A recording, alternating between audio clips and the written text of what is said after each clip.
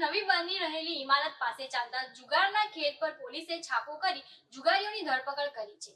બાતમીના આધારે કરાયેલી આ કાર્યવાહીમાં કોન્ટ્રાક્ટર સહિત 13 શખ્સોની ધરપકડ કરી કુલ 70 લાખનો મુદ્દામાલ કબજે કર્યો હતો। સુરતના રાંદેર વિસ્તારમાં ચાલી રહેલા જુગારધામ પર પોલીસ દ્વારા ત્રાટક કાર્યવાહી કરવામાં આવી હતી। રાંદેર પોલીસને મળેલી ગુપ્ત માહિતીના આધારે એકાંત વિસ્તારમાં આવેલી નવી બંધાતી ઇમારતોમાં દરોડો પાડવામાં આવ્યો હતો, જ્યાં જુગારીઓ જુગાર રમી રહ્યા હતા।